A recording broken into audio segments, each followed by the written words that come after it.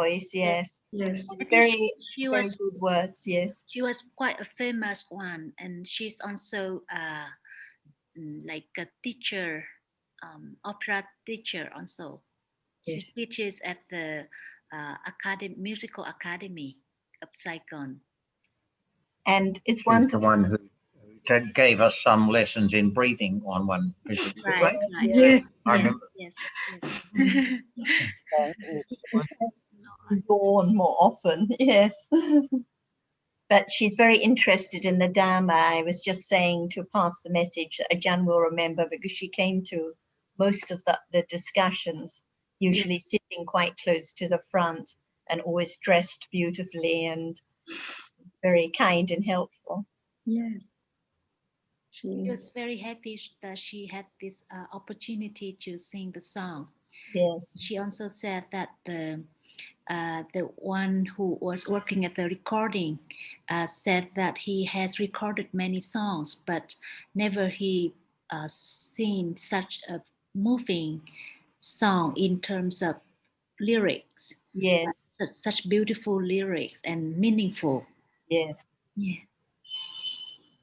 I think you were going to put a link to it on DSG so other people could access it. Or anyway, it will be at the beginning of the last Dharma Home Vietnam session from last Wednesday at the start for anyone to watch and listen. We just saw a note that Tanajan is ready, and I think it might be nice if we all wish her a happy birthday.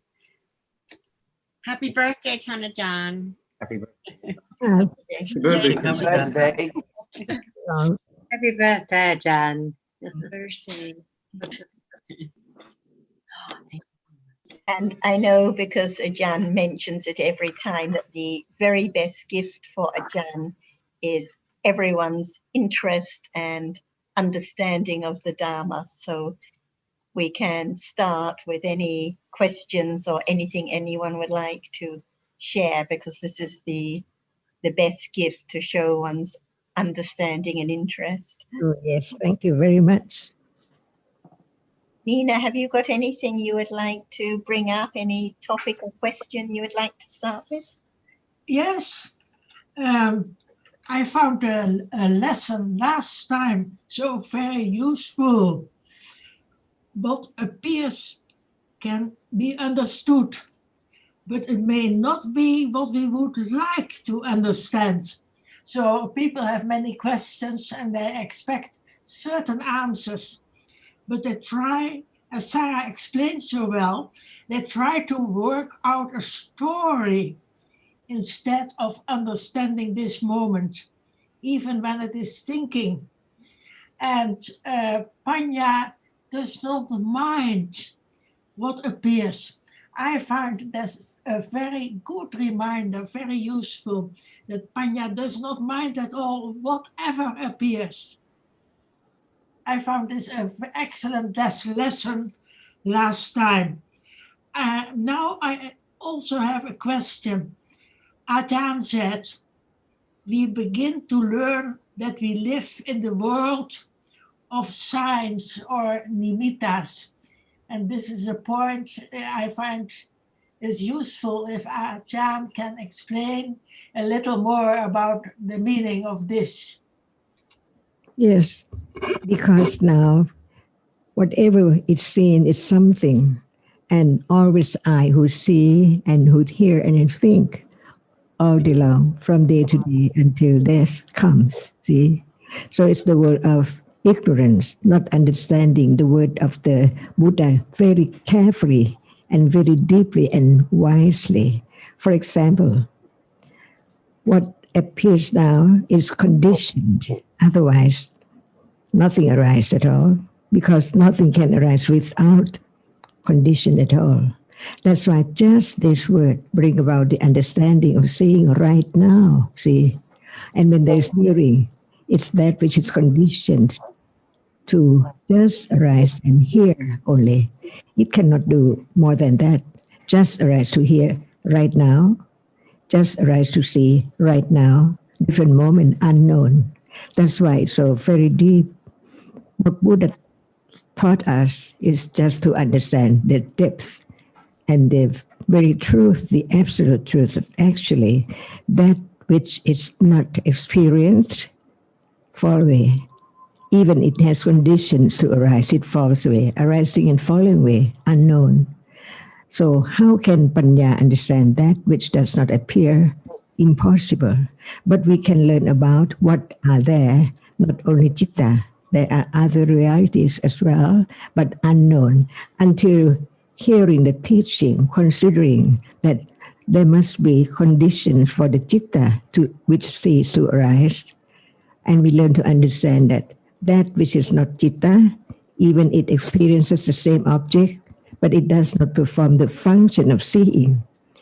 Just a little more understanding the truth of each moment can bring about the truth that no I, this is a point from the moment of hearing the teachings to the end, to understand more and more about the truth.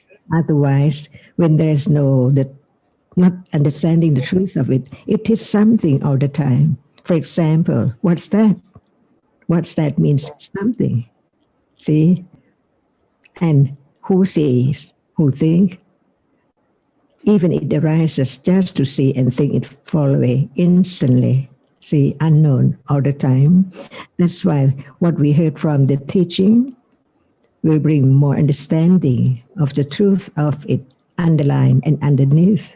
So very deeply, very, very deep like now. See, there is not just seeing, there's hearing as well, but they cannot arise together. So what's that? Seeing has arisen and fallen away. What has fallen away cannot be known, and that which appears falls away instantly. So this is the way to develop the understanding of the truth. Life is just that which arises and falls away from moment of birth to death, and more than that, after that too, by conditions. No one at all. This is the goal, the destination of developing Panya, to understand the truth. But no one can do anything at all. Only right understanding can begin to understand little by little that the truth is there so deep, and it is now at moment of touching, arising and falling away. Whatever appears arises and then falls away, until there are conditions unexpectedly. By conditions, it's there. Experience directly the truth. From hearing, from the very beginning to that moment, no one. Just have firm confidence on the truth, which will condition the direct awareness of just one reality at a time. Even these words, one reality at a time. How can it be? Only when time comes from developing intellectual understanding of the truth, and then begin to letting go the idea of self, little by little, but not clear yet, because it's not vipassana jnana yet. It's only the moment of beginning to know the difference between the direct awareness, satipatthana, and that which is only thinking, talking, understanding the truth conventionally.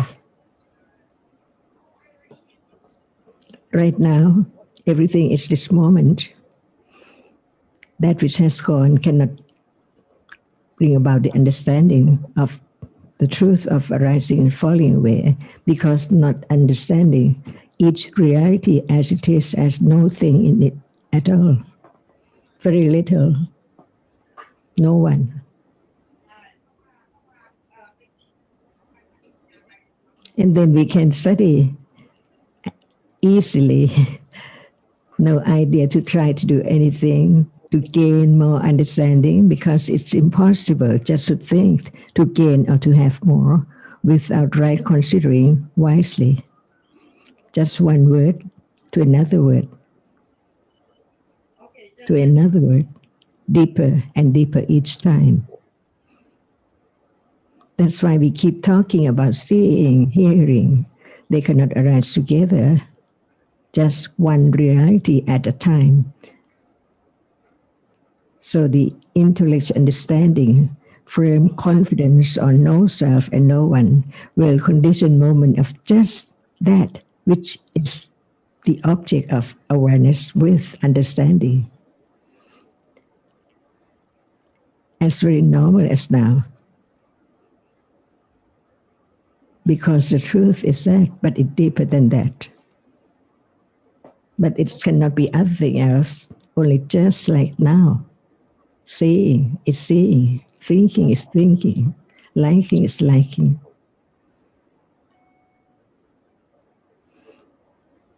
Is there any idea? How can I do? See, it means that it's not the understanding of what is meant by Dhamma, reality, absolute reality. Reality is reality. Each word cannot be changed. It is I or you or anyone or anything. It is only as it is, reality. Different one all the time. This is the way to let go the idea of self. At any moment, the point is to let go ignorance, attachment to that which is the object of each moment. Ignorance, asava, anusaya, see, it's not far away. It's now, just now.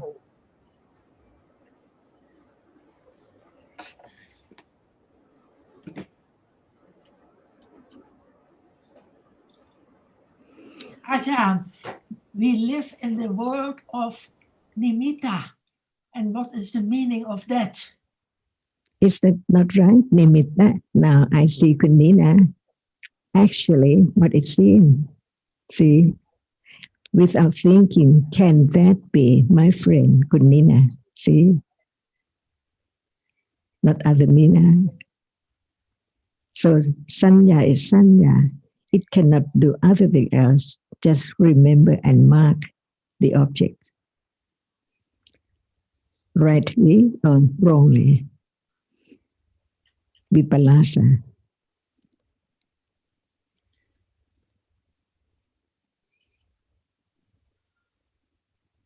See, even it's just that which can be seen, but one takes it for a person, a being, a friend.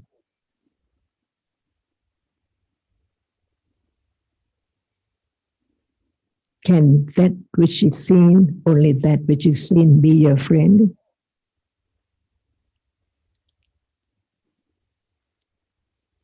We are used to hearing it said that we live in a world of concepts, which is explained in just the same way, I think.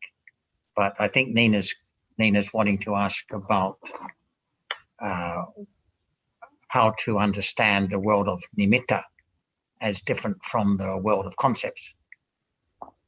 Can there be concept without nimitta?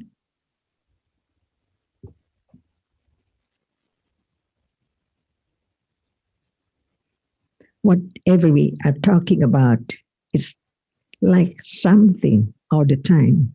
Table, chair. Is that not nimitta of that which is real, which arises and falls away so very rapidly?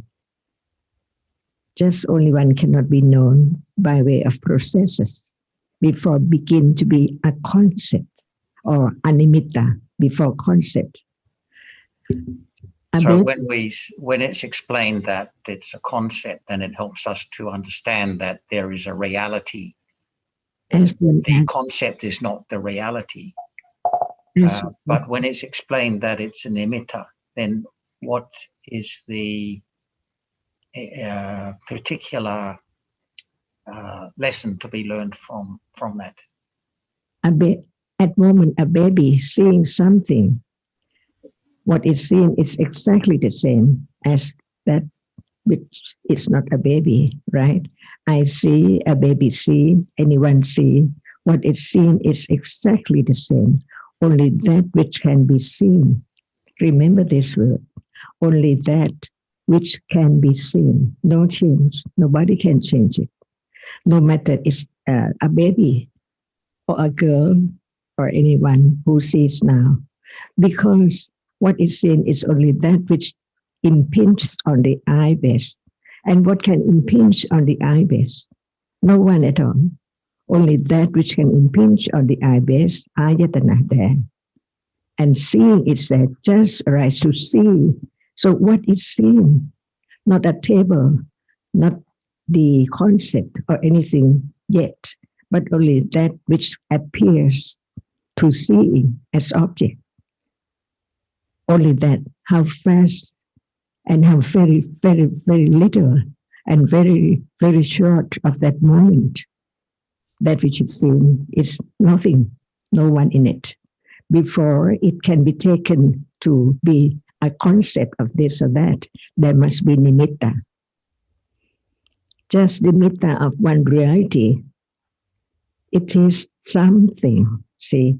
And when we talk about concept, doesn't it mean something? Even we don't use any word, it's something. And without the mark and the shape and form, can there be the idea of concept? But the different appearance of whatever is seen condition the thought of thinking about the shape and form and know it, even no word like a baby. No word yet. A baby cannot speak yet. But there is some idea about that which is seen. Before there can be some idea, there must be that object which is seen first. But what is that? Not knowing, no understanding of that at all, because that which is seen is not just that which is seen in a moment, many, many, many moments arising from one process to another process before it can be any shape or form or two dots, see? Or then it becomes something like shape, different shape now, see? Without seeing, nothing can be such shape or concept. Just close one's eyes, see why everything is gone. Because as soon as one opens one's eyes, how fast it is to see you, Kun Sarah, Kun Jonathan, Kun Nina, and everyone here, see? Without that seeing, how can there be the shape and form to be known? And then there is concept, the different ones. So there must be the absolute truth. That which is seen cannot be anything else at all, cannot be heard, cannot be any voice or sound. It's only that which can impinge on the eye sense. It conditions seeing. And seeing says it doesn't know anything. It doesn't have any concept or shape and form. Only that which is seen. And this is the subtlety, the very subtle and very deep truth, which is now. And what we're talking about is just like the skin or the peel outside, that which the core underneath, so very deep, but it works its way just like that. Or conditioned reality arises and falls away from nothing to something, and then nothing, never be found again in samsara. Is that not true? And can that be directly experienced? But if there is no understanding deeper and deeper enough, there's no letting go. The very, very thick ignorance and attachment of something, even no word, but it's there all the time. And the way to let go is from the very beginning to condition along the way to understand more and more. And the understanding moment only can letting go. Like holding the handler's knife, no one knows how much it's wearing away from only moment of understanding, no other moment. So just the moment of understanding, only one, two more, are very, very precious because it can lead to letting go. That which tries so hard to know it or to go somewhere to meditate because it's not understanding this moment. So how can there be foundation or condition to understand the moment when someone is at the other place? Impossible, because if this moment is not known, what about the next moment? Letting go a little, understanding any moment, it letting go the idea of self, very, very little. And this is the only way. The Eightfold Path is so subtle. All for Noble Truths are very, very subtle. So the way to lead to letting go is so very subtle as well, because it has to begin now to understand little by little, firmer and firmer, more confidence of the truth. Even it's there, no one know by anyone, but from understanding. The understanding, just the understanding itself, letting go. No other reality cannot let go. The clinging and the ignorance. Only this way, see, the patience, great patience to understand whatever arises from morning up to now and to the evening, to understand that by conditions. From now on to no matter how long the life goes. And Ajarn, in the text, I think it explains about continuity, santati, which, if I remember correctly, is because of not seeing the rise and fall of momentary realities. Could you say something about that, please? Because it sounds a little quite similar, doesn't it? Can anyone change the truth of that which arises, falls away instantly, and it's followed by the next one, by conditions, that's all. And Buddha talked about many, many conditions to understand. Only one moment is conditioned by how many conditions? Like Anantara-Paccaya, see, that is the answer for the question. As soon as a citta has fallen away, that citta which has fallen away condition the next one, Anantara-Paccaya, by way of Nati-Paccaya. It has to gone completely. Otherwise, the other moment cannot arise, cannot follow at all. As long as a citta is still there, nothing can arise. But as soon as it has fallen away, it conditions the next one instantly. No one, only conditions in such citta before that. The way it is, no one can change. And it is at this very moment to be firm this confidence to condition the direct understanding of what is there, just like before. Touching is touching, hardness is hardness, no matter when it's touched or appeared, but no understanding enough. But when it is the understanding a little more, it can condition a moment of directly aware of that with understanding. Before that, with no understanding. But after developing panya, little by little, panya is there to begin to understand directly of that object, which is now. No choice what object would be. And that is the only nimitta which appears to be known, not only one in a process. Impossible to have panya after seeing in the process as soon as it has fallen away. It needs other citta to follow. Sampatichana, Santirana, Potapana. So very fast, how fast for these three cittas. And then asava is there by conditions. So that which can be known now is the nimitta of the reality, the absolute reality, which keeps on the way it is. The last one condition, the next one, on and on all the time. And they appear like together in a moment, seeing and hearing and thinking, but actually many, many processes in between. That's why it appears as nimitta of a reality. When there is direct awareness, But when it's not direct awareness, it's the nimitta of something like now. That's why the difference between the intellectual understanding and the direct understanding is different. And it keeps on more different when Panya develop more and more and more.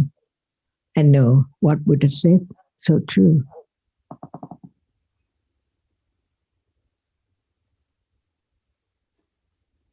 And Nina, I don't think it matters whether we say we live in the world of nimitta or in the world of concepts or panyati, because seeing just sees visible object, nothing there, no shape or anything.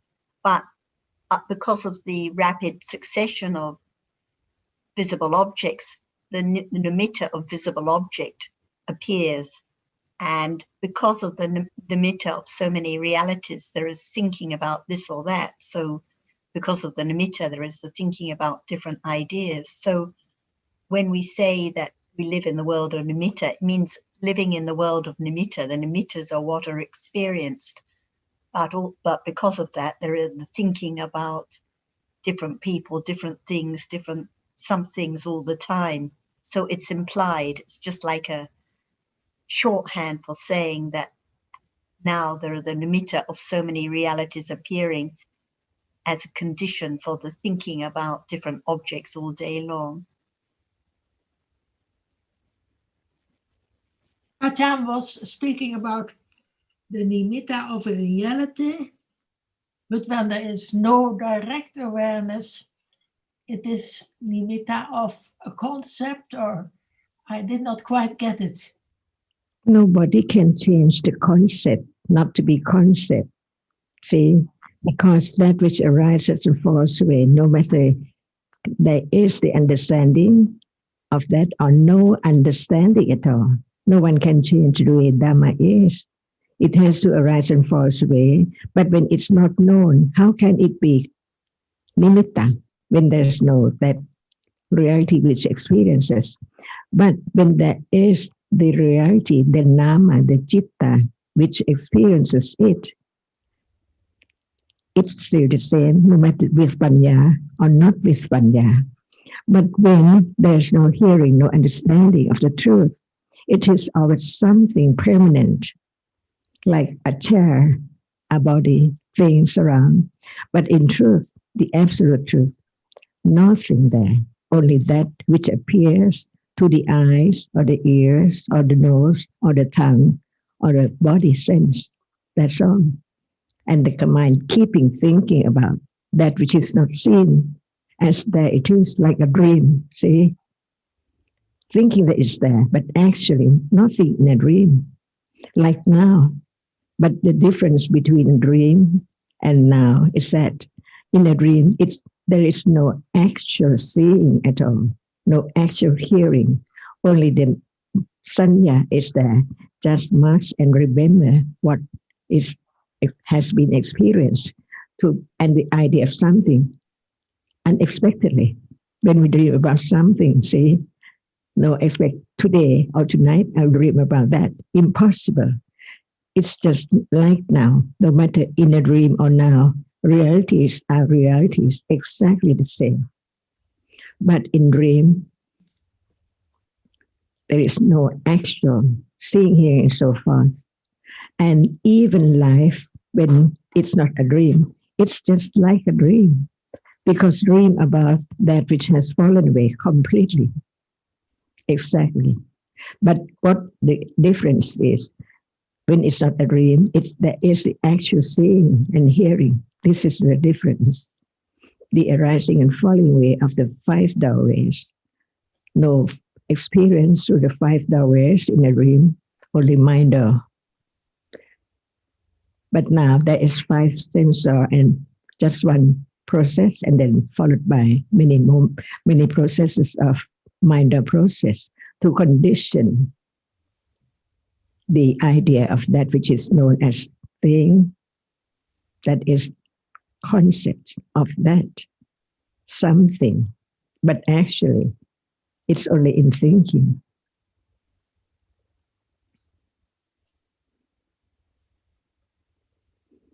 At that moment of thinking right now, one begins to understand the truth. What is seen is not just like that. We used to think that we see that because we think that we see something, but in truth, there's nothing at moment of seeing, only that which can be seen.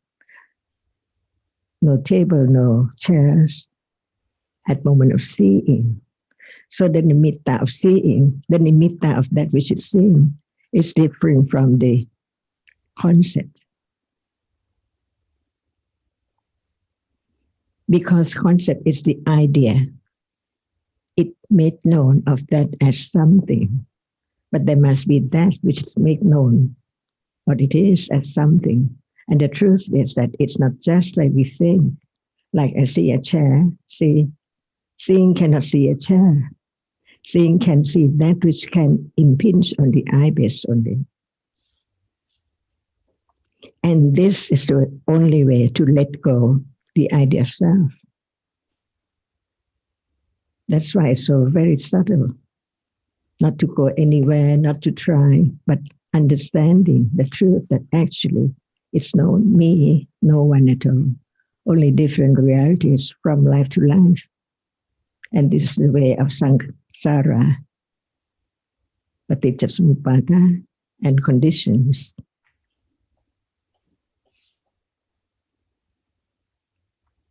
The differences is that there are two different kinds of reality. One cannot experience anything, and the other can. There's not just only that, the rupa, which cannot experience. There's also that reality, which no one can stop or cannot make it arise at all. It's there already by conditions, just like anything.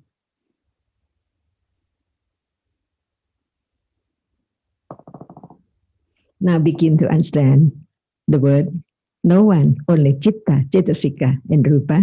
See, it has to be now. Rupa is now. What is it which is seen, and what is that which sees? So the first vipassana jnana is the vipassana, the nama, rupa, pariccheta jnana, the moment of understanding clearly the distinction between the two. No matter what it is, it can be dosa, it can be whatever, but it has to know more than that. Must be very definite. Like citta cannot be cetasika, but it doesn't mean that at that moment the idea comes in citta, it's not cetasika, because the truth is there. It's seen so clear, no doubt about the difference, but no word to say, no need to say any word, because it's a moment of understanding clearer than just what we are talking about, seeing and no understanding as clear with the direct awareness of that which sees yet. Otherwise, there's no end of atta, the self or the I, if it's not such understanding. That's why patience is parami. And parami, the patient parami, at moment of listening, considering, it's not as patient when it's vipassana jnana. From the first stage on and on and on. It's not as easy as one thinks. It's so deep, and it's this moment.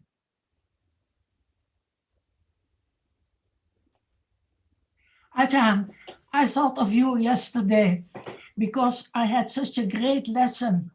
My helper was cleaning and breaking my very best porcelain things, which I like very much. And then I thought of you, Ajarn, because you always say, when we don't think of something, it is not there, it's not important. Like we have often the example of no arms and legs, because when we think about it, we think we have them.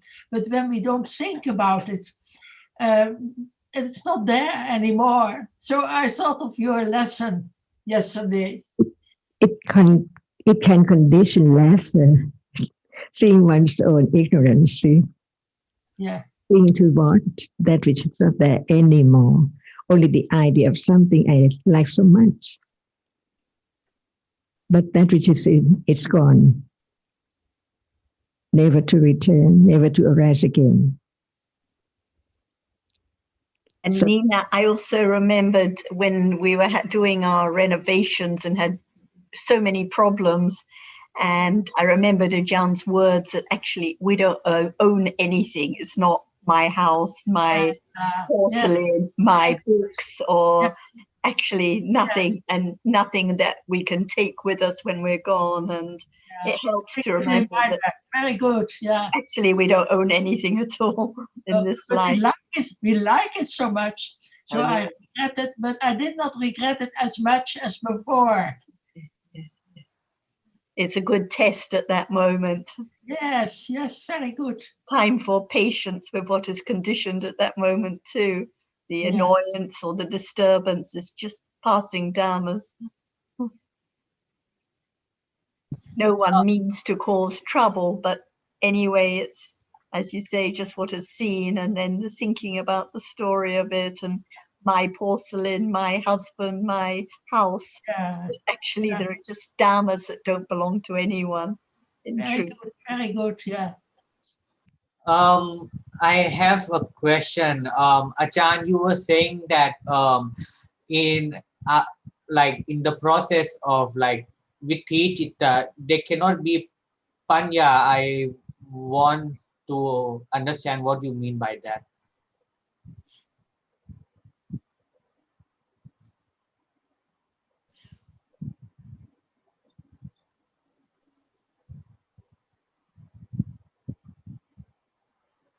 I mean, in Vitti Chitta, Haji? Yes, yes. I didn't hear John say there can't be any I Panyan forgot Vitti to turn Chittas. on the microphone. Sorry. I said, yeah, what chitta arises after seeing in the same process. Seeing some Sampajana, receiving consciousness, right? No panya in it.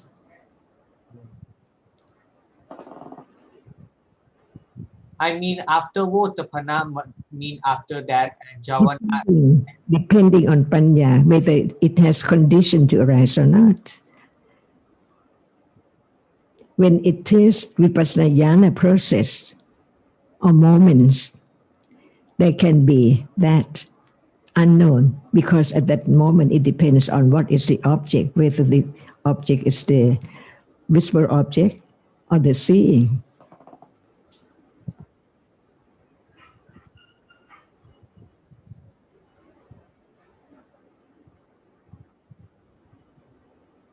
How many processes are now?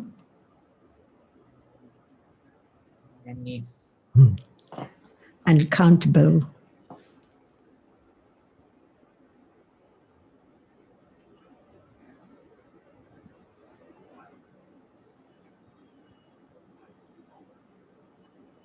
Ajarn, when you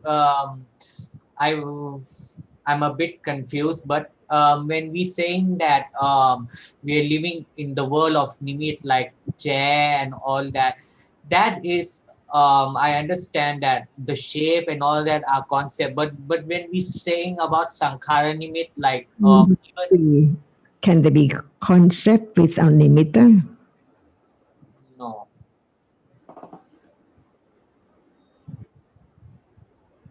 But what I want to ask is that the chair and all that, that is not sankhara nimit, it's not a sign of dharma. But when we saying like when panya, either satipatthana, the direct awareness, or vipassana yana, it understand by dharma by the way of nimit of dharma. So that is the sign of dharma. But when we talk about chair and all that, that is just But not the sign of concept.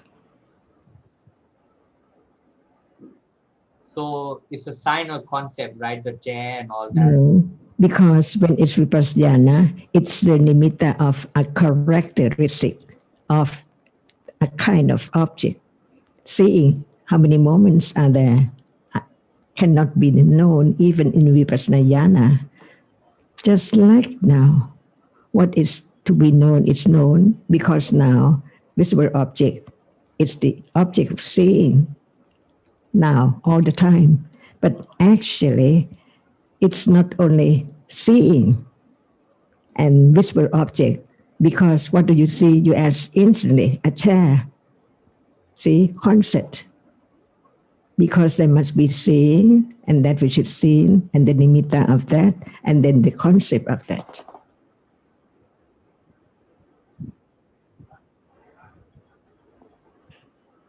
But what I understand that they are like there are different classification for nimitta. Is depend on what we are talking. Like if we're talking about Satipatthana, that understand about, for example, seeing or the what is seeing, it understand by the way of nimit, but that nimit is dhammas. But when we talk about chair and all that, that is just a concept, right? But so No nimitta, or there must be nimitta before concept. they have Like animals, see, it sees, but does it have the word? But that what is seen made known as something, and that something is concept.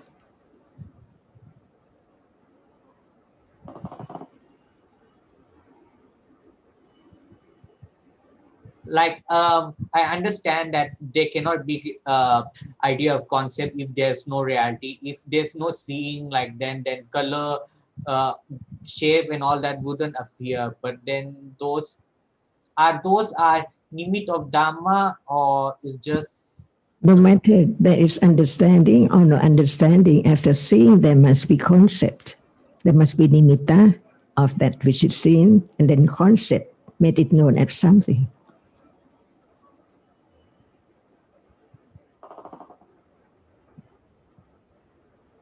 Is it not right now? No difference at all. But no understanding, and understanding, this is the difference. Otherwise, how can there be letting go in what appear in a day? If there's no understanding what is there in a day, better and better, clearer and clearer.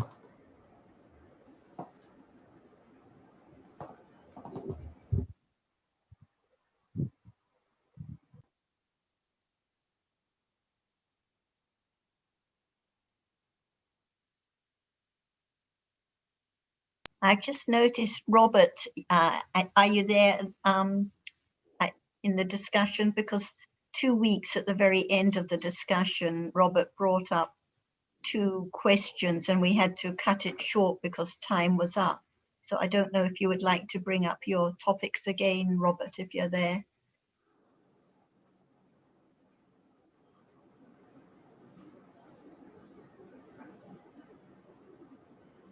Hi, Sarah and all. Yeah, can you remind me again the topics briefly?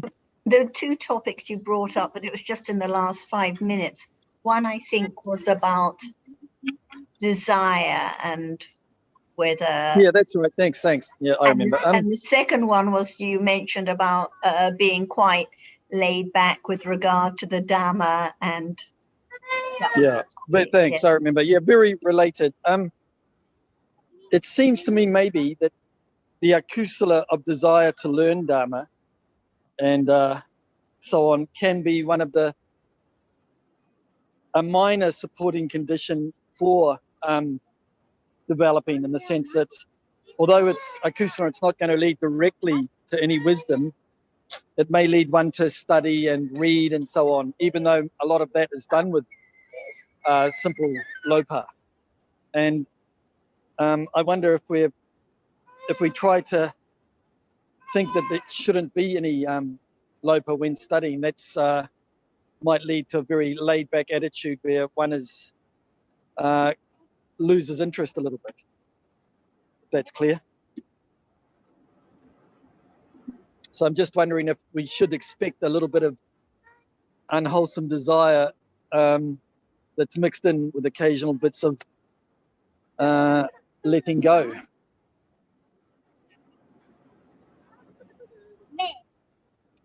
Jan, I don't know if you could follow that because there's a little bit of noise in the background, but the first point was about how desire can be a condition for desire whilst learning can be a condition for panya. And we know by Pakatu Upanisya Pachya that actually anything can be a condition, kusala or akusala or anything. But usually desire is just a condition for accumulating more desire. But while studying Dhamma, it's bound to be there, to be known as object. And I think his second point was that if there's the idea there shouldn't be lobha, then it can lead to being too laid back. Do you have any comments, Ajarn? Okay. First of all, should we think the truth of why are we here? What for? Just to listen and then go back home or do something? Or what is the purpose, the point of just listening or reading about the truth of reality that Buddha taught? See? No one can do anything by conditions. And there are so many conditions and many aspects of desire, usually in a kusala way. But there are some time and somehow understanding the benefit, the usefulness of understanding the truth. But it's so very little comparing to the other conditions for other things. That's the way it is. And no one can do anything. So at moment of hearing the teachings, listen carefully about the truth, see, about the truth to have more confidence that no one can do anything.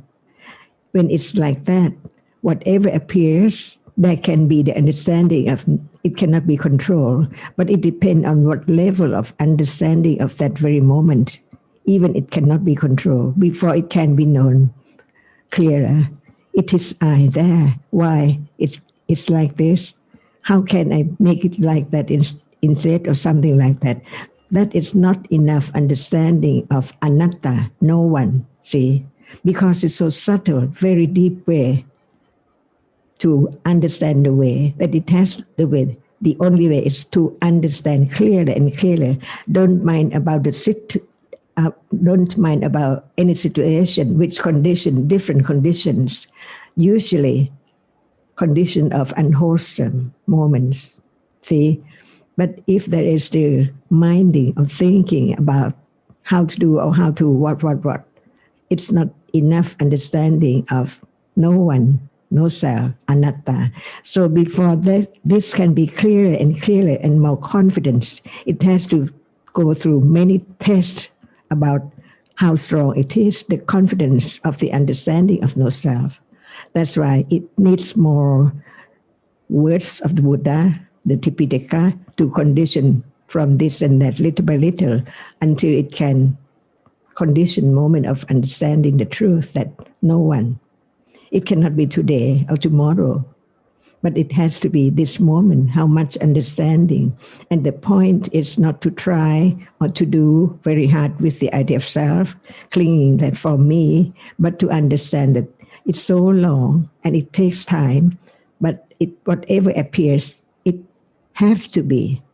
Have to be means that without understanding, there is no moment of letting go.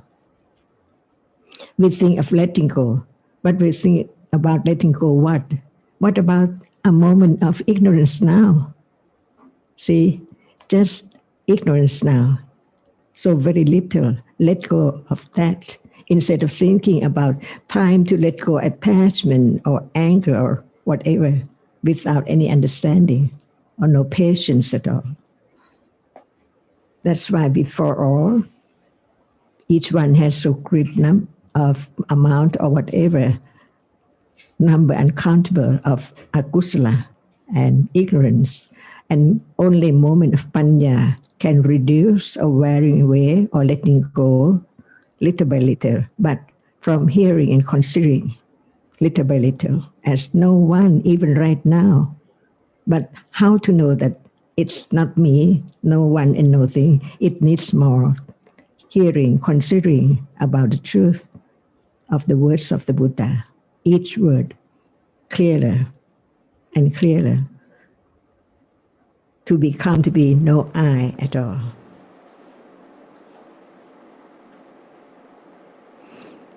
And no one can tell the other at all how much understanding. It has to be one own. And the test is everyday life. And the test now is this moment.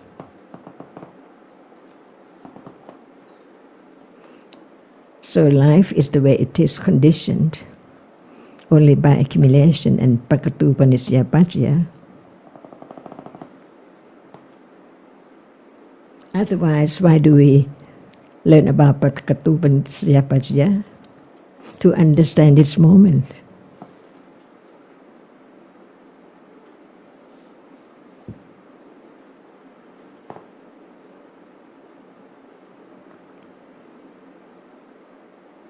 Thank you, Ajarn. Very natural, because it's the way Dhamma is. No one can do anything, because actually there's no one, only different realities by conditions.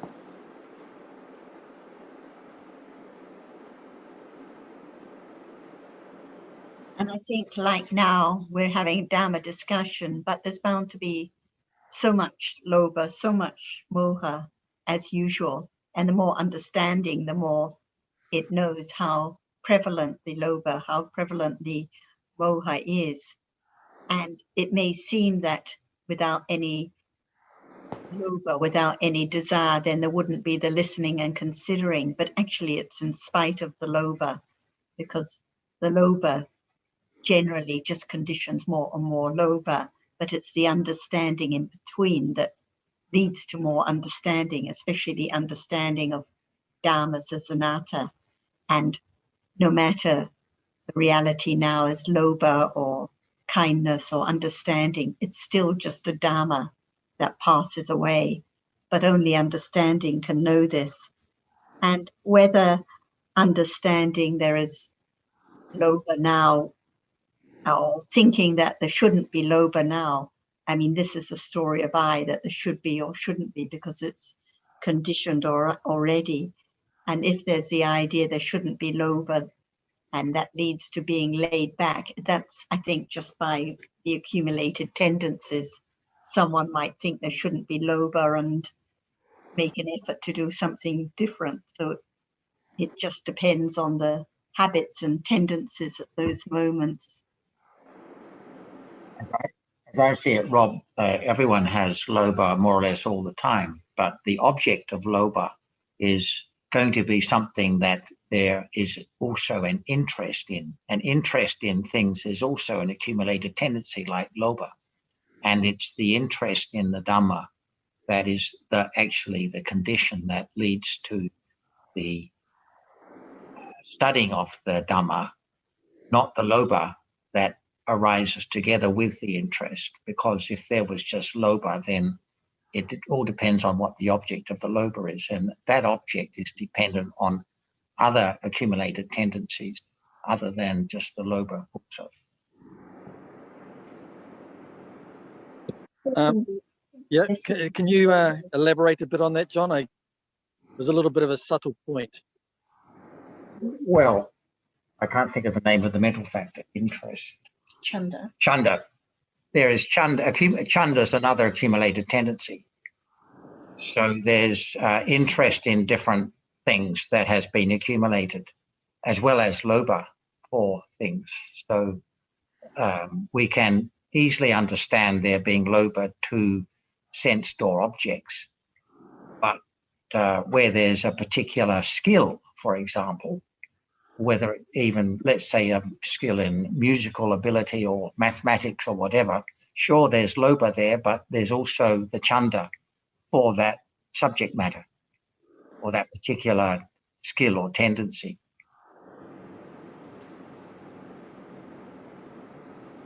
Sarah, can I ask you a question? You're saying about chanta, like when there's lobha, they also chanta, or even there is anger, there's also chanta, mean interest in that anger. But when it's just moha alone, they don't have chanta, right? Exactly. So the chanta arises with the lobha taking an interest in an object at that moment, no matter it's seeing what is seen, no matter what is heard, no matter the concept about Dhamma. So when lobha arises, akusala chanda is there at that moment. When anger arises, akusala chanda takes an interest in the object, but not at moments of moha. Yes.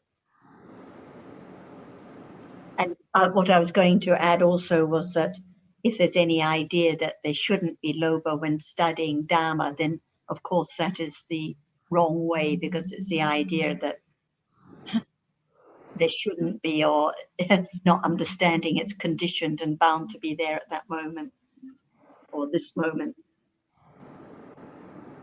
May I ask a question, Ajarn?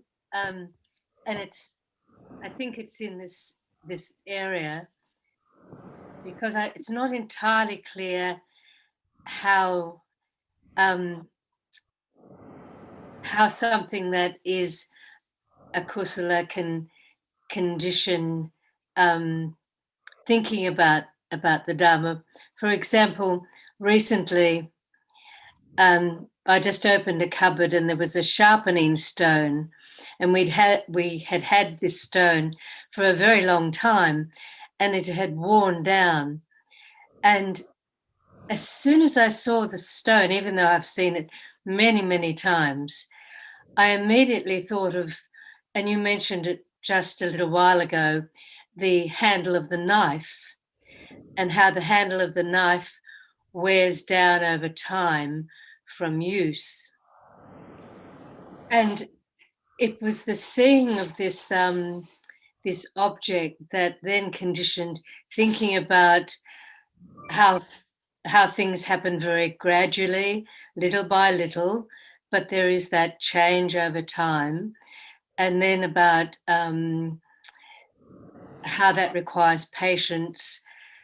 And then there was thinking about, yes, but this is taking this object for something, and it's also about my thinking about it. So it was like there was a whole cluster of wrong view, moments of wrong view in this experience. And yes, mixed in with that was reflections about the Dharma and what is heard, and in actual fact, feeling more confident about how long it takes, being that is part of what the truth of developing understanding is. So I think that there is some confusion about the conditioning of some level of right thinking from the wrong view of taking things for self, the idea of self-thinking and all of that. I wonder if you would maybe just comment about that or help to clarify that, please. And it is panya which understand this. See, ignorance cannot understand how difficult, how hard to go through the fire, akusala, to let go the danger of attachment. It's more than just the hot fire, cool fire. See, no one knows. It's there all the time. See, so it needs only sharper and sharper right understanding to see the danger of that which is now appearing, without understanding that it is not there anymore. See, from not understanding this, one clings to that. So how can there be letting go the idea of self or thing that I like so much? That's why Panya knows how much kilesa and ignorance is there accumulated. And it's not far away from this moment, it's there. See, any moment there must be anusya, and also unknown. But from hearing and understanding, one begins to understand the worth of patience.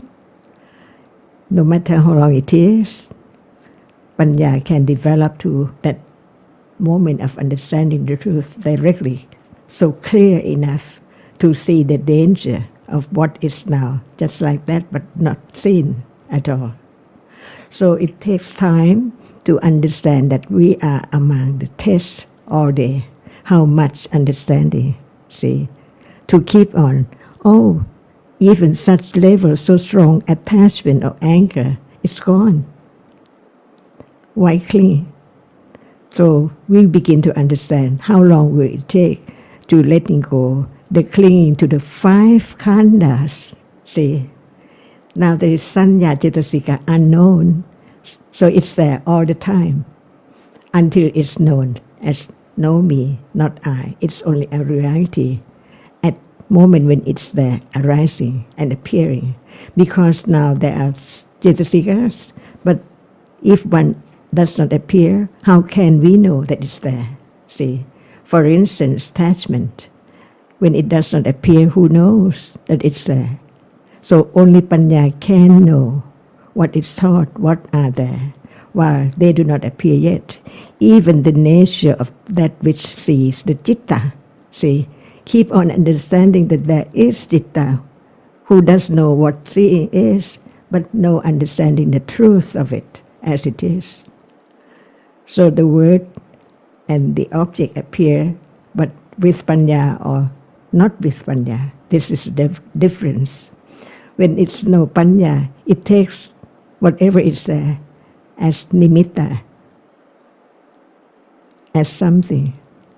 See? But actually, it's gone completely. That's why even the simple question like, do you have arms? See?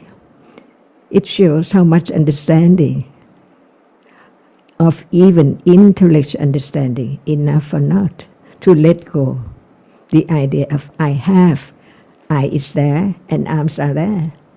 See how much ignorance and clinging. That's why each word of the Buddha is so great helpful to condition understanding of the truth as it is. Otherwise, we have the idea of I all the time, and Panya begins to understand that that is wrong, quite wrong, because actually, sunyata, nothing more, just when it appears only, and then it's gone completely. And avijja and clinging is there. So it's not just try with the idea of self, but moment of understanding is so very, very precious, because it can bring more and more understanding. And understanding the test of Panya is this whatever moment in life, today and now, see.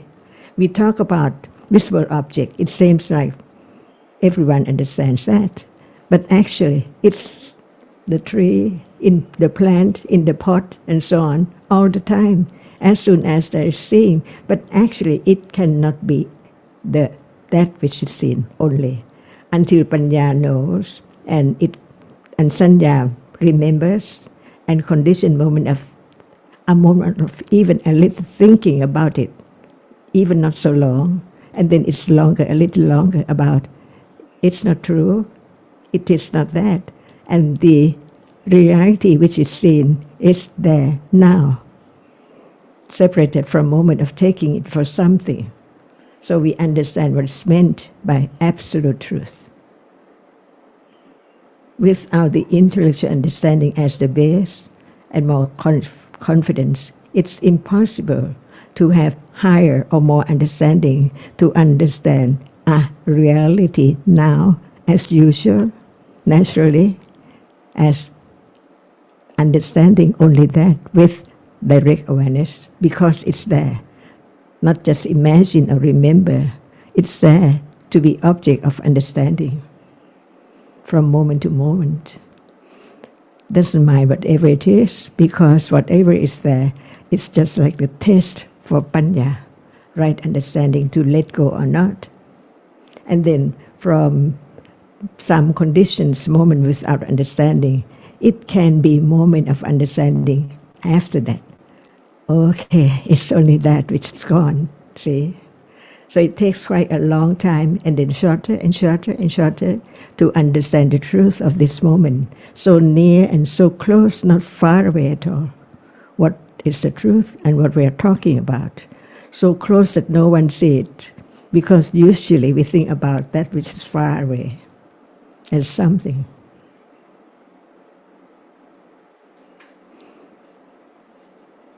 To understand what is there, not far away, it's now, see? So, Ajarn, it must be impossible to develop understanding without patience. There is passion, not me, no one there. Not me, not mine. Now there is Viriya Cetasika, see, arising with Chitta. And so that's why each word should be carefully studied more and more about the difference between one by one, like Saddha, see, and Panya. Saddha cannot be Panya. Saddha means the moment. When in Pali it translated like something clear without the kilesa. So it's only that moment without kilesa, without akusla, without kilesa. At level of kilesa or nivarana and whatever it is. But know that kilesa at that very moment, that is sattva. So it's clear from akusala, but it's not panya. Panya understands the characteristic of no one, no self, from hearing and considering until become more confidence, and that will bring about the way to letting go and the way to understand anatta-ness from each moment on and on, little by little, until the meaning of sunyata and anatta is so clear, and more letting go, more and more, until it can reveal the truth of this moment, which is covered up from how long of samsara, not just this life. The arising and falling away. Otherwise, there cannot be the enlightened moment at all of the truth. From understanding one word and then on and on and on, and understand what is there, and the test is each moment in life, even right now. So understanding the truth of reality must be what appears now. It doesn't long enough because it's gone. But no matter what, it's there. Until its truth appears as not lasting at all. The arising, because when there is letting go of that object, there can be the understanding of the moment of arising of the next one. Even they are only nimitta. And that is the way it is. Thank you, Ajarn. Yeah. Thank you. Yeah, keep on understanding that the truth is the truth, and panya only can know. And whatever in life is the test for panya, of what degree. No thought about it at all from morning up to now, or to evening, or to next day. But there can be moment of conditioned moment to understand that, even from thinking in the beginning and letting go the word and pay attention or awareness to the characteristic, which is not self. It's there, just there. Like hardness, nobody can change. But what about the understanding of that? See, everyone knows that it's there, it's hard, but it's something all the time because of the four khandas, nama khandas. Sanya is there, something all the time. It's just like the dream life.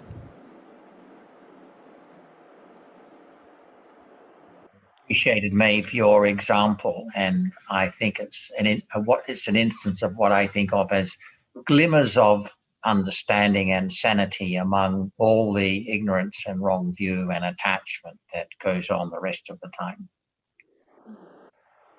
And interestingly, there seems to be a clarity about those moments, like an Yes. unexpected clarity.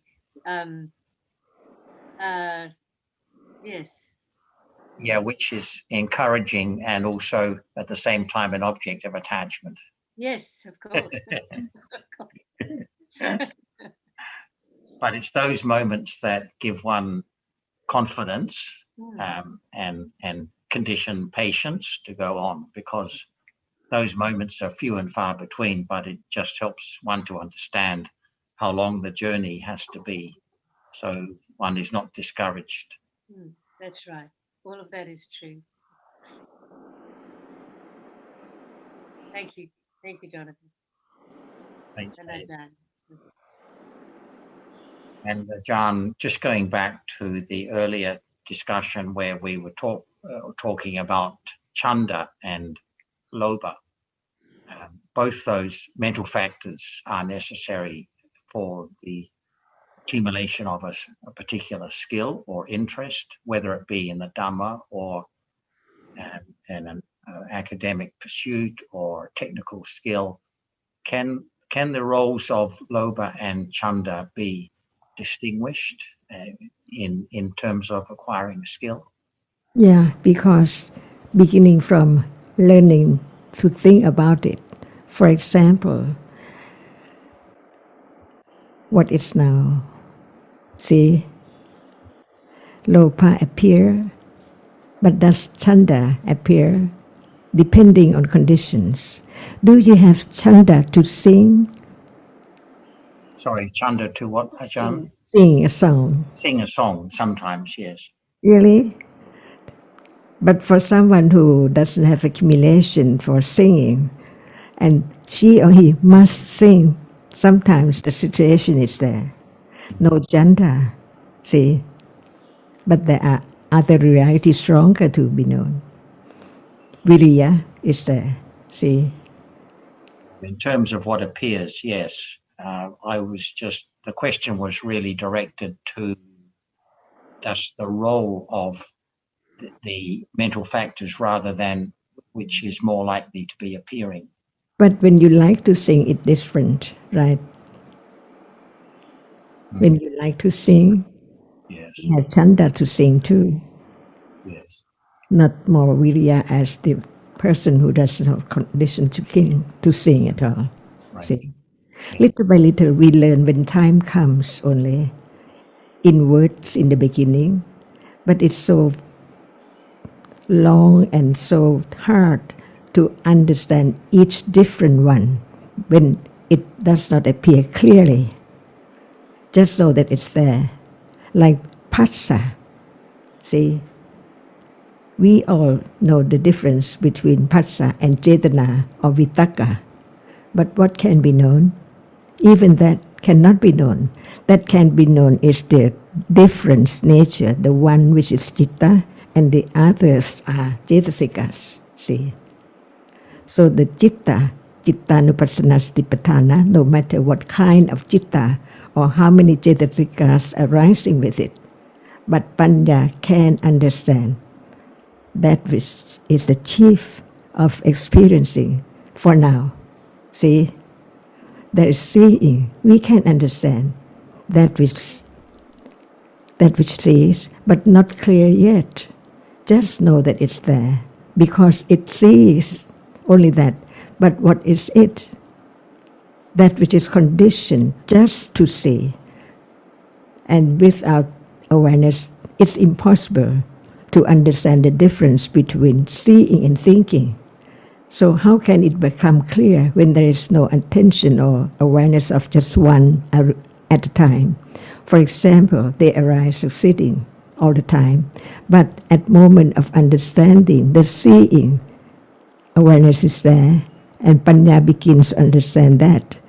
No clinging to the seeing can reveal the truth of the arising of the next one as nimitta. See? The truth is so true that no one can change, but is panya strong enough to see and to understand clearly and clearer? from hearing, considering to understand the different level of understanding, to let go the clinging and ignorance, or to select any object. Some people may like to have breath as object. See, that is clinging, no understanding of anatta. So from understanding realities better and better, it conditions the understanding of anattaness as well, because it's the same. Citta is anatta, cetasika is anatta, everything is anatta. No one, no thing, no control. So no selection, but that which appear can be object of understanding. Even about cetasika, like dosa appears. Who doesn't know tosa when it's there? Everyone knows. But what about lopa? When it's strong enough, we know that we like it so much. But when it's not as strong as that, who knows? So lopa can arise to be object one day, even it's so little. Otherwise, panya cannot eradicate that. Even it's so very little. Otherwise, there must be the wrong understanding of the self. Cannot be completely, absolutely eradicated until everyday life. There can be moments of understanding the difference between intellectual understanding and direct understanding with direct awareness as not self, stage by stage, little by little. By anattaness, see, more confidence on anatta, that's the letting go. As long as panya is there, how much it's gone or wearing away.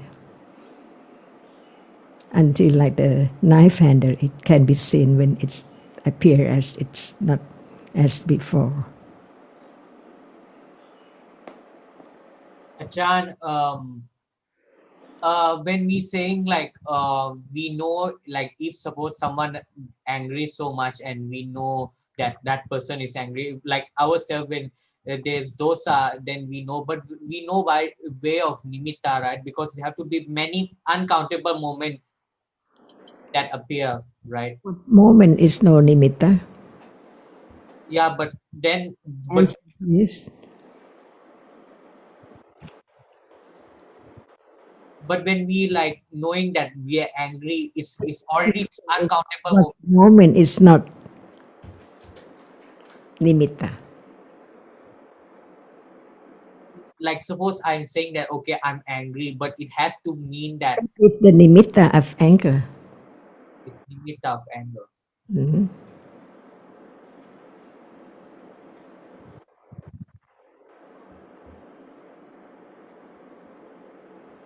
Even attachment or vedana or Whatever appears.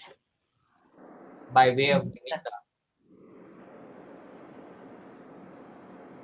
So panya begins to understand better about nimitta. See,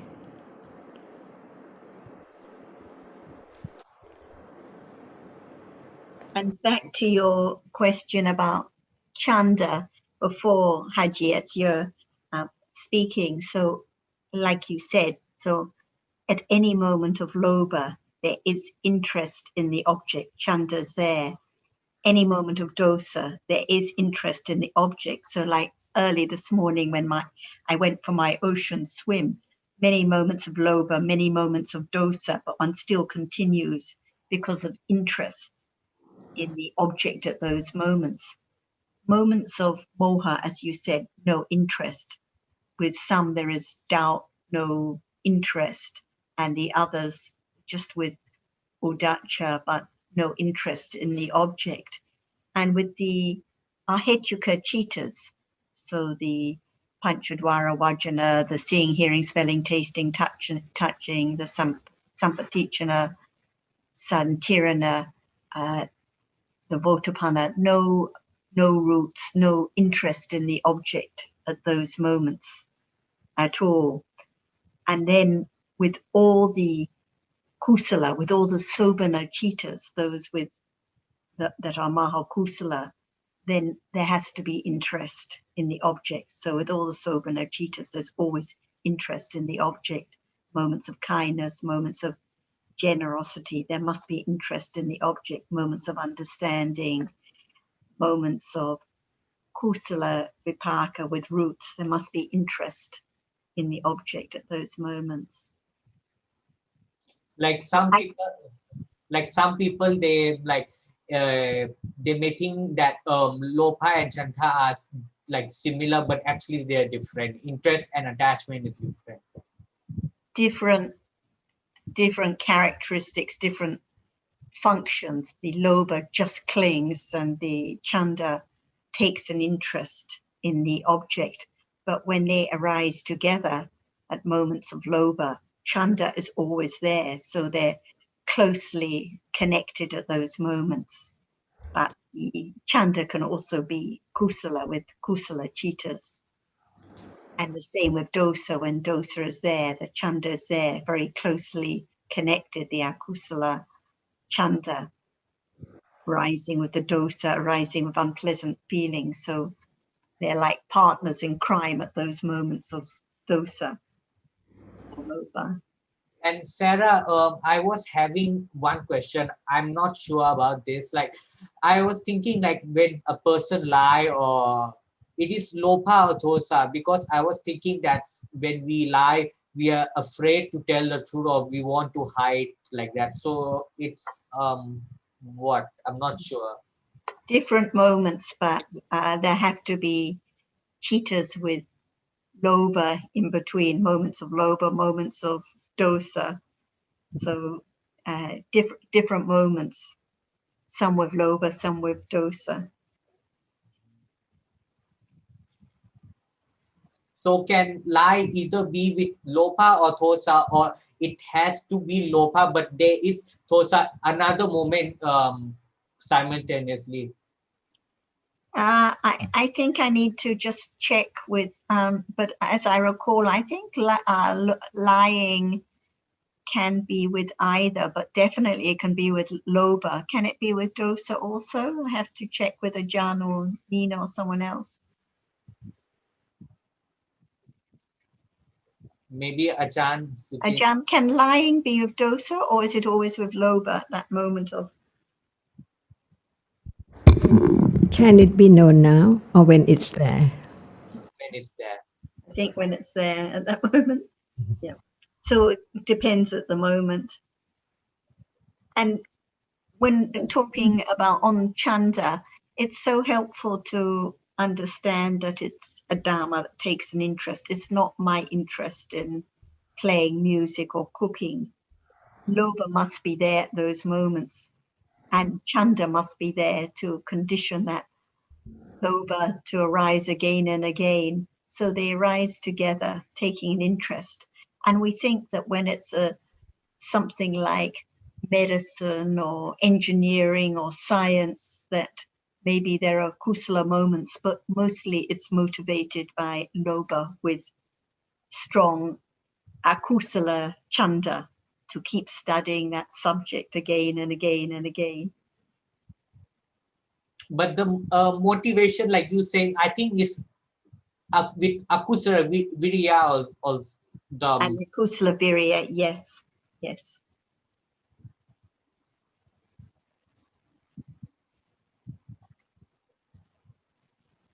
All those moments of loba must be with akusala virya too.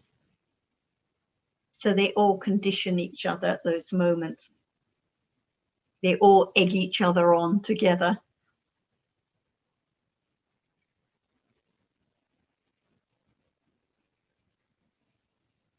And when it's strong, we can even call it akusala patience, unwholesome patience, to keep studying and keep researching.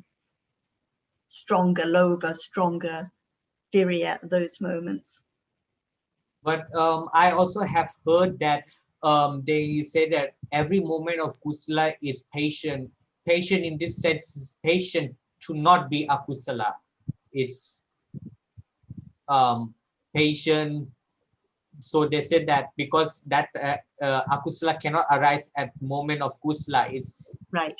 So even amongst all that lobha and akusala virya, there can be moments of understanding. There can be moments of kusala kanti at those times, anytime at all. so. But it's good to know that most of the day, most of the activities are motivated by lobha and akusala chanda, akusala virya, but it doesn't mean there cannot be understanding anytime at all. But it's, can I, like, I understand that there's this difference between kanti and kanti barami. So can we say that all kusala moment are kanti because it's kanti toward to not be akusala? I think that at any moment of kusala, there must be kusala virya.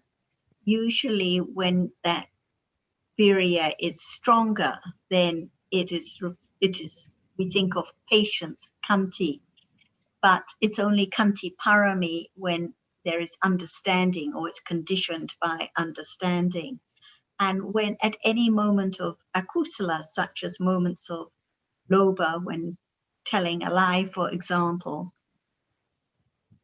akusala virya is there, and when it's strong, it is akusala kanti, like when robbing a bank, very strong virya, very strong kanti, but it's akusala patience at those moments.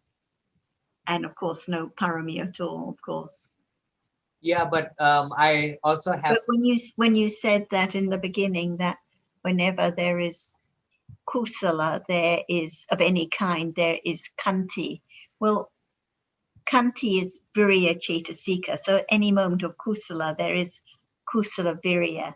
So whether you call it kanti or not, I don't know. Usually, like last week or the week before, Ajarn was stressing that when it's stronger, then it's kanti.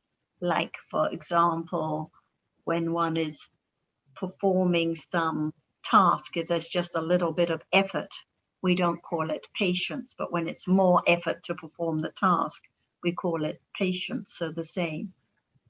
Harder task and takes longer. That was the example Ajarn gave of kanti. But we need to keep in mind, I think, that there's no specific defining line when virya, effort, becomes kanti rather than effort.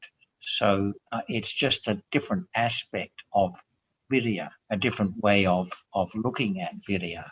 So we can't, there's no actual test to say when is virya effort and when is it kanti.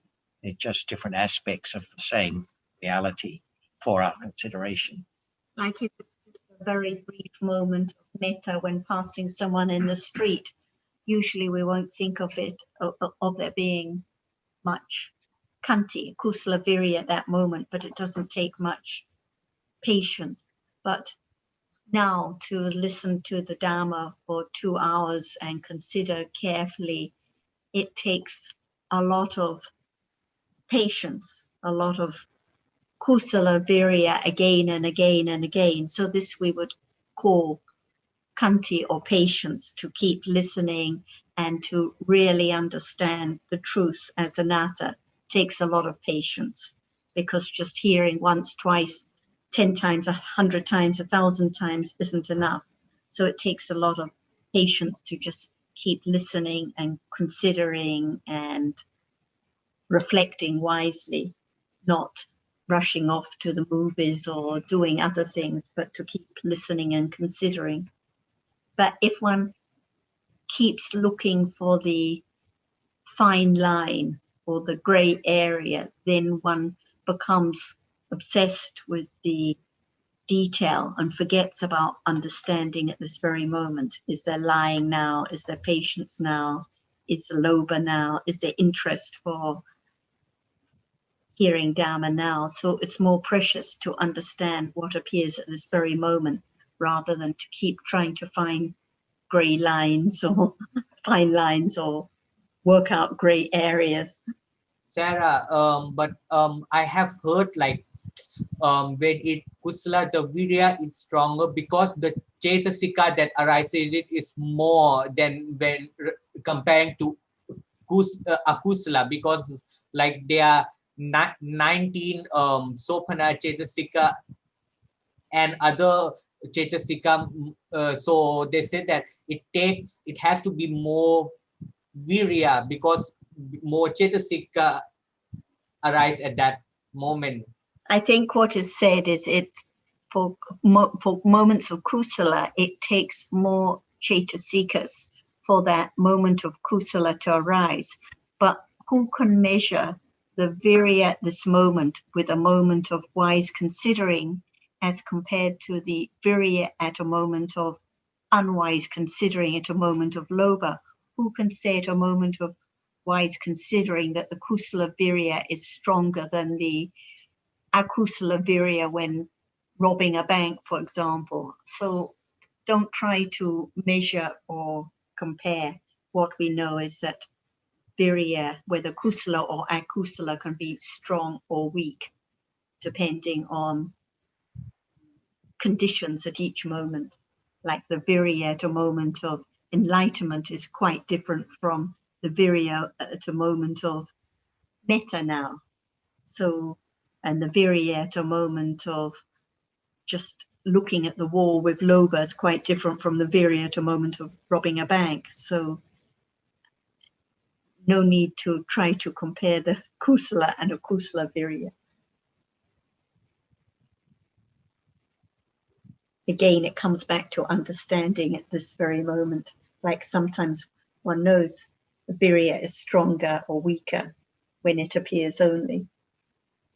Like getting undressed to go for early morning swim in the ocean. The lobha and the virya has to be quite strong at that moment, and the chanda. So sometimes it's apparent.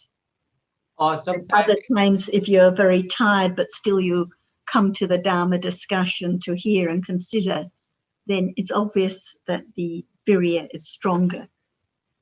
Sarah, like I heard that like laziness, Tina and Nita, Yes. lazy, like, oh, I don't want to get up, I want to sleep. The virya has to be very weak, right? Right. And which cheetahs does the Tina and Mida arise with? Can arise with either lopa or dosa, but it has to be sat sankarika. Exactly. It has to be the prompted or the weak cheetahs, not the asankarika or stronger cheetahs. So they only arise with the weak cheetahs, the sasankarika ones. So the virya is weaker at those moments.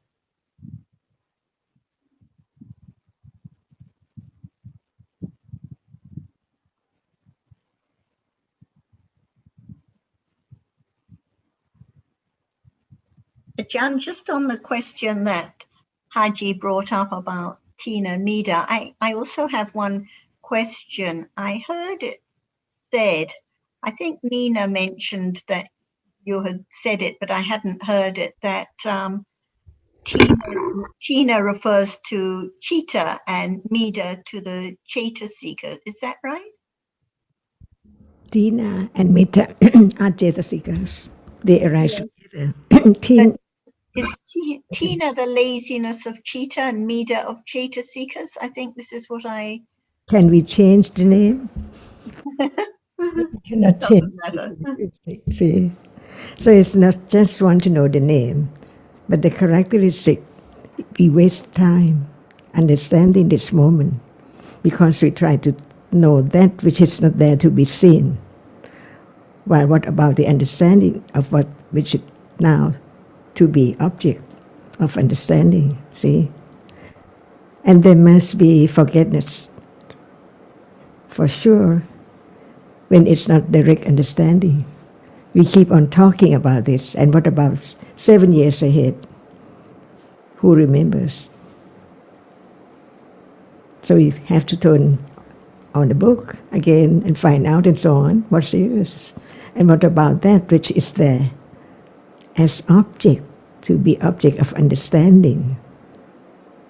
Much better then keep on thinking about that, which is not there. See, few years, 10 years or more than that. Can anyone work it out when it's not there as the object? For example, right now, is it Tinamita? Does it appear as it is, as its nature, or just the word it's there or not there, only that? So the first thing, I think, to understand the truth of what is seen at moment of seeing right now, and know how much it begins to develop the understanding of that is seen only. The characteristic is the moment when it's there to be seen, that it is seen, only reality that can be seen. Letting go the idea of something or someone in it, or I. See? What about Phassa, Vedana, Cetana? They are there, but they do not appear. How can there be the understanding of that as not self when they do not appear? Only that which appears.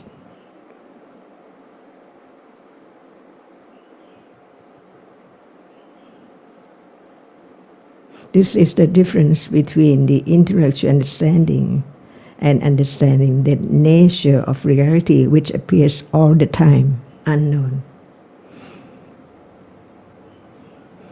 Achi, do you understand the characteristic of Nama and Rupa enough? No. The more we little bit understand, the more we know that so much ignorance there. So, what's the point of listening to the Nama and the Rupa? They are not self. They are Dhamma to understand about it because it is true. It is. And what about when it now appears?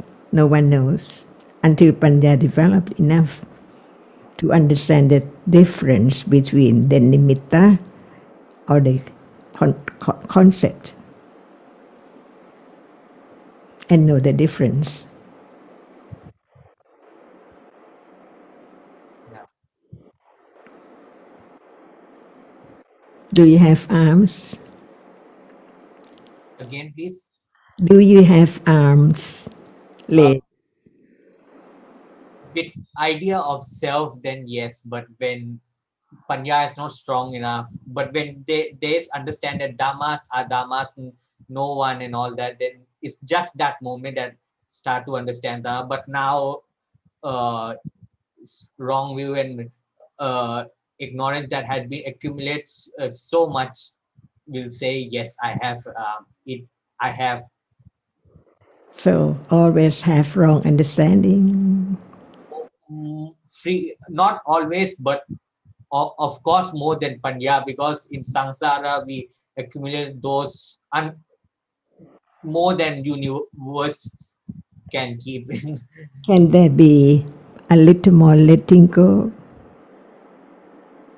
And how come?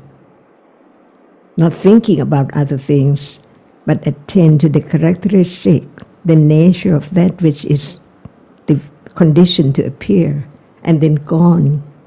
No regret, because that's the way it is. No I who regret either.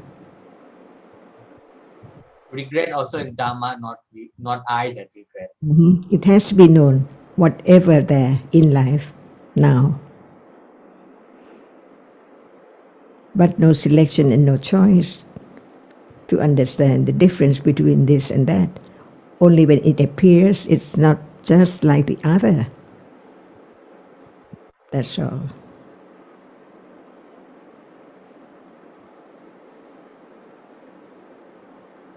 Is there viriya now? It has to be. Is it known? No.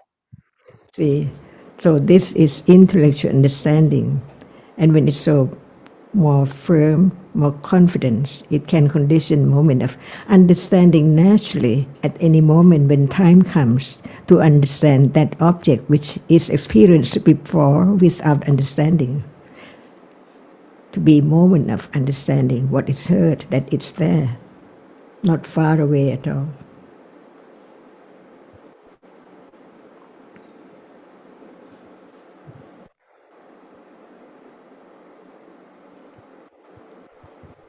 So just to understand intellectually is not enough. To let go the idea of things and beings and whatever as something until the nature of that which is seen is the object.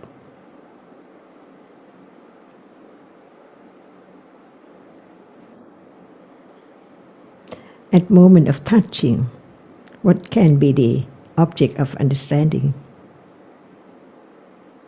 At moment of This moment of touching, what can be object of understanding? what is the hardness can be the object of. Is there any understanding of it now? See, so the panya understand the difference. That's why it conditioned more and more understanding little by little about that which just appear and then no more, little by little.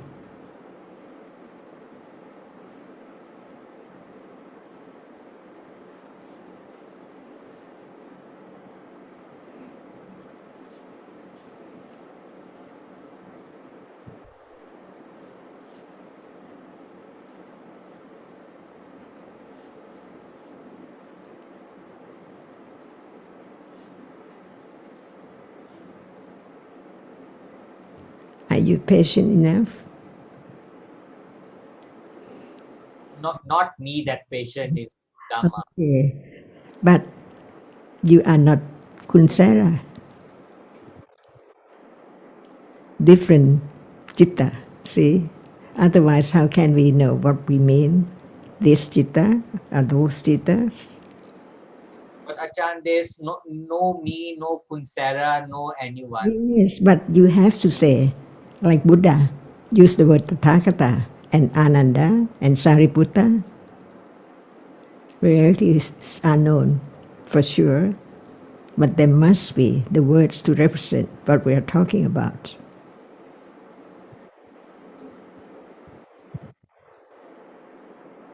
It's easy to say no me, but it's me who says. Yes, not understanding. Idea of I that say that no I. Even we don't use I say, I think, it's me. No word or with word, it means nothing when there's no understanding. But when there's understanding, we know what we mean.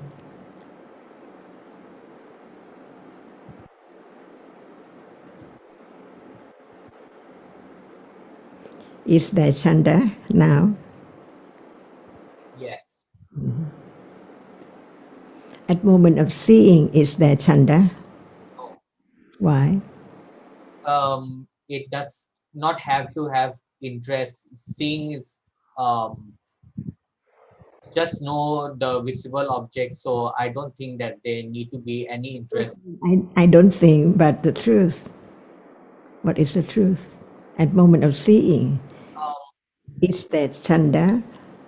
Seeing no chanta because they do not need interest in to experience visible object. Why not?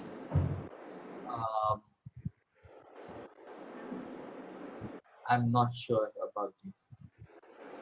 This is the difference between vipaka, the result, and the cause.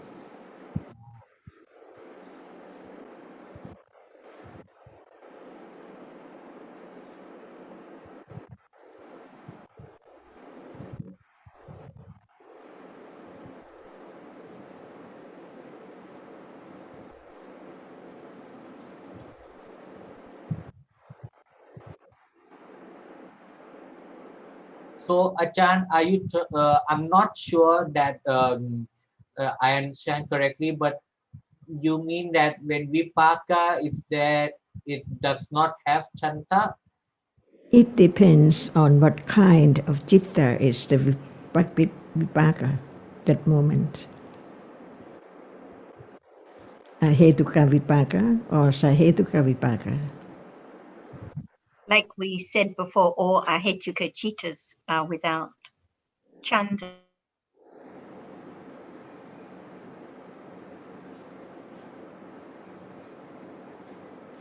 kusala vipaka with hetu. It's moments of seeing and hearing, no hetu, no roots at all. Sarah, can you say it again? Just now I lost the connection of. Yes.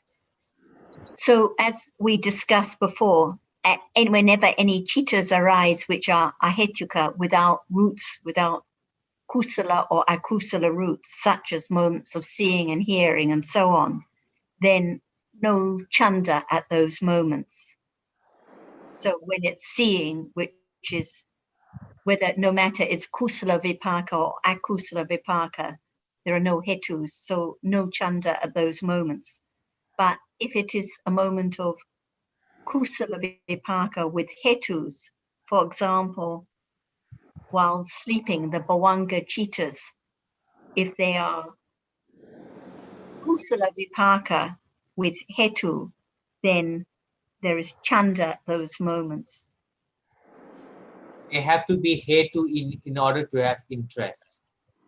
So we have to consider each chitta individually, but those which are ahetuka don't have any chanda, no interest in the object at those moments.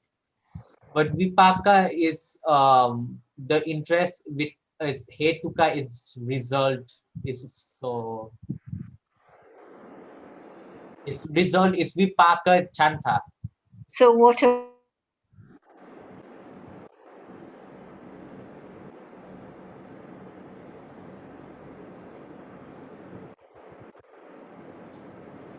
Please ของคุณซาร่าเน็ตไม่ค่อยดีภาพค้างนะ Sarah, your connection is not that good.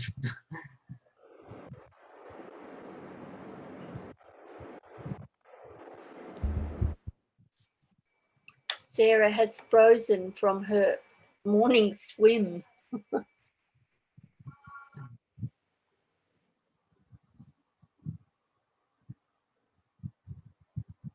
Maybe Than Ajarn can have a discussion about it. About what? Ajarn, like the interest chanta, like it has to be with kusla or akusla in case of lopa or dosa, then they have to be interested in that.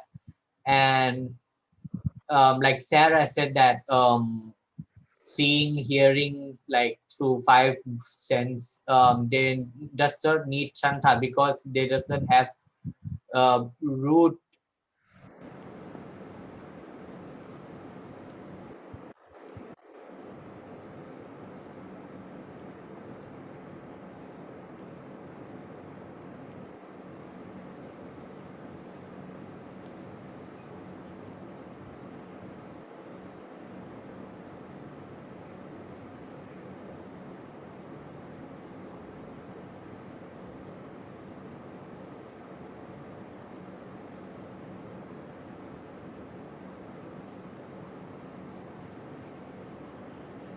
Ajahn, I have a question about jitta.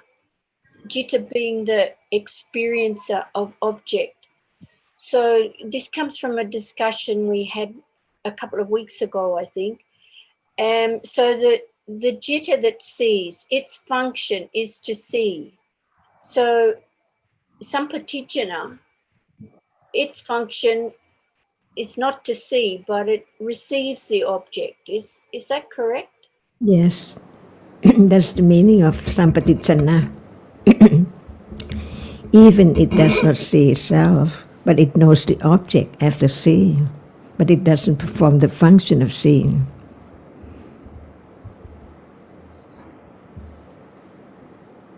And so the names, like the English names for them, sampatijana receives, santirana investigates, and the next one, Votapana, decides.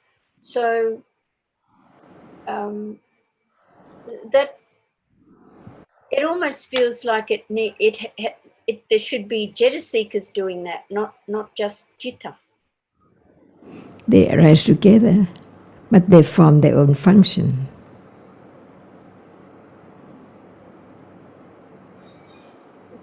Chitta is not the Phassa Cetasika, not Cetana Cetasika. See, it's only that which experiences, the chief of experiences, what is there. It's clear to seeing as that which is seen only, sound and sound only, no meaning, no word in it, at moment of hearing and seeing.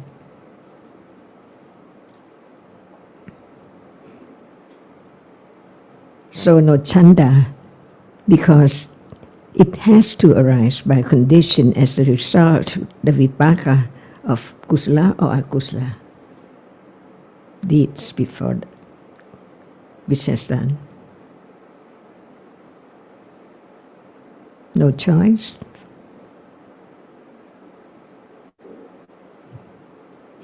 But the use is to let go wrong understanding, how much we learned about, just to know that they cannot be other way.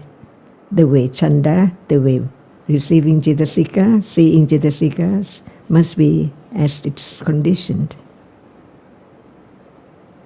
Letting go the idea of I can do or it's me, because seeing is completely gone.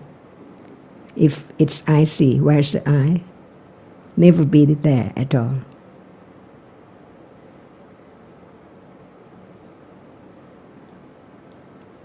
Is it better to know that it's not me? Not when you make something wrong, but the truth is that no matter what is there, it's there as they are, as the self. No body in it.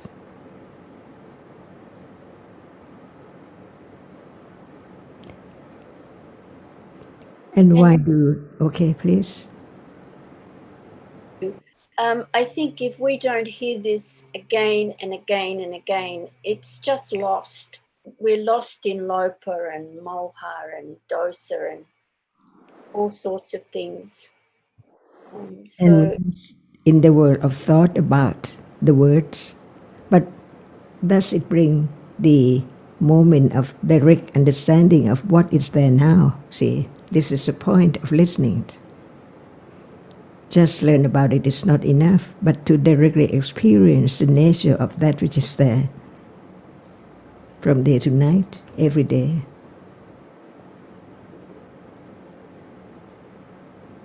To let go that I would like to use the word, whether this word or that word, chanda or viriya and so on. But it helps to let go the idea of self, no matter what degree of reality is, kusala or kusala.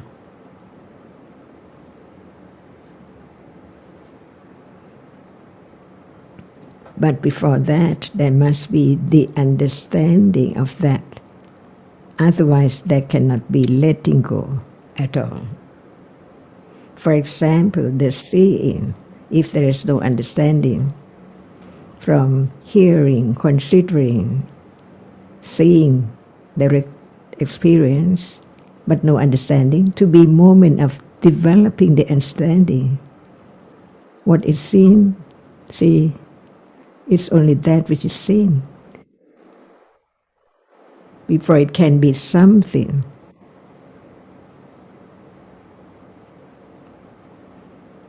Otherwise, that cannot be directly understood as it's gone.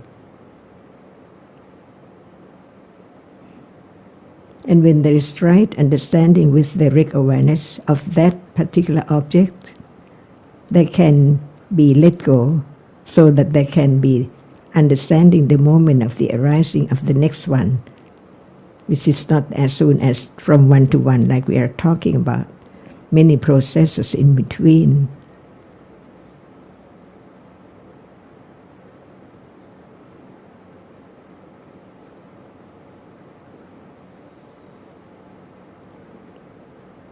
Very subtle, but it can be understood because it's there, its characteristic shows its anattanness.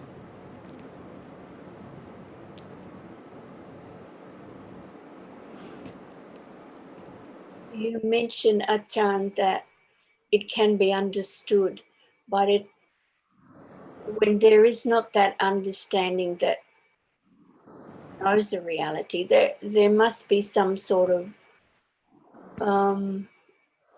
belief or confidence that this will happen. And I don't know if that confidence is just clinging on to what I hear or whether it's actually really sadha. It doesn't matter at all. They are gone, see? Only it develops from moment of understanding, little by little, to understand whether that moment is again object of clinging. But later, it can be object of understanding. When there are conditions to think that, oh, this is what I have learned, it's gone, see? Before that, it's there all the time. So it's begin from Suttamaya Panya to Chintamaya Panya, which are Pavanamaya Panya. Different degree.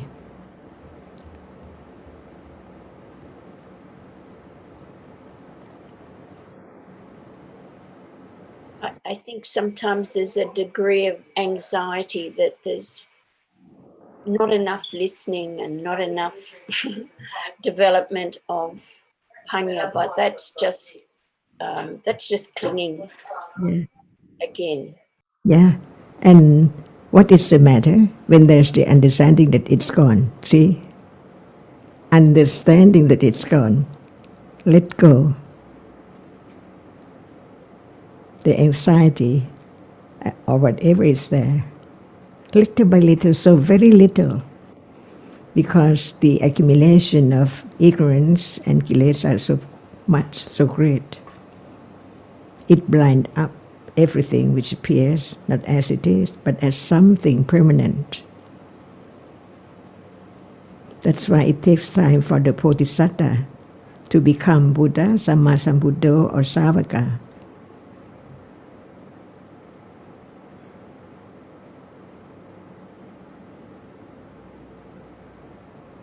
Everything has to be so anatta, unexpectedly. Otherwise, there cannot be anything that can eliminate the idea of I can do or I will do.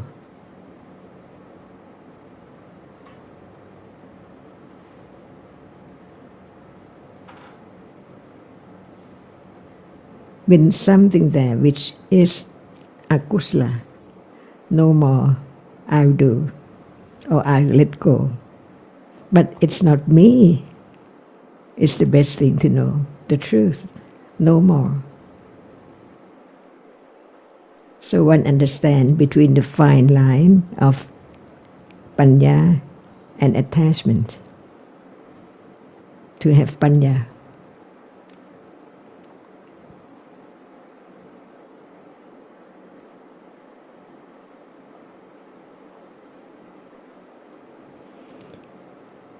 What is that can be known from hearing and considering by conditions. Even it's so very strong attachment, but panya can see that it's not me, it's only conditioned moment and then it's gone. It cannot stay for long at all. So it's just like a dream. What is there in a dream, it's not more there when one wakes up to understand the truth.